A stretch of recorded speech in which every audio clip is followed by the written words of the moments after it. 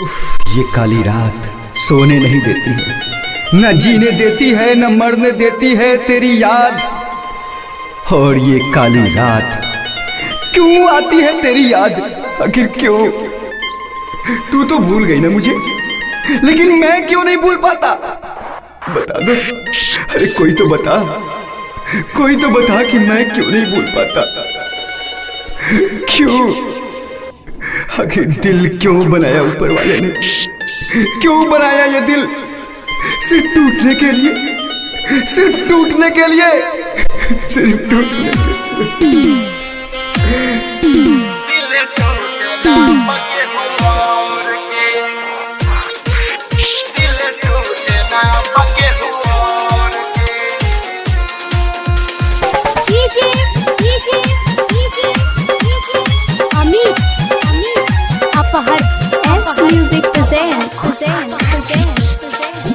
किस्मत बादल साजा मर जीवा तोहर आगा हो।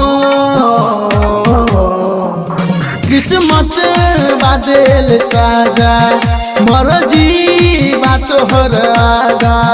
अखियां भर जाता लोर से,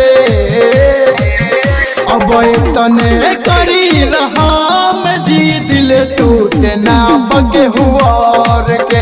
अब तने करी रहम जी दिल टूटे ना बगे हुआ के।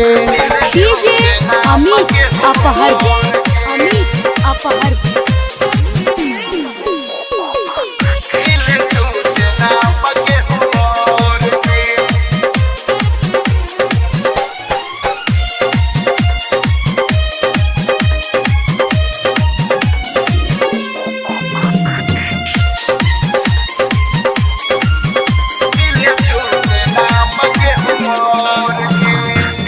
ठीक से न जियो तानी, टूटल दिल के जोरो तानी। जुदाई के धूप लागे, घुट घुट के रोतानी। ठीक से न जियो तानी, टूटल दिल के जोरो तानी। जुदाई के धूप लागे, घुट घुट के रोतानी। पागल के हूँ आवारा, केहू कहे यहाँ दीवाना। बर्बाद हमर घर के, अब इतने करी रहम जी दिल टूटे ना बगे हुआ के। अब इतने करी रहम जी दिल टूटे ना बगे हुआ के।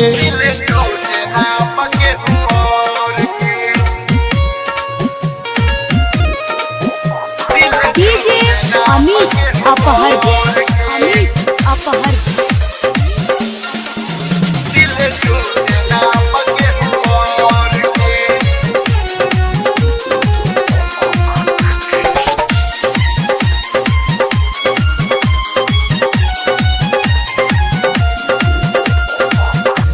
दुनिया सजवला तू ही, काहे के जुदाई? काहे ना बनवला जख्मे दिल के दवाई?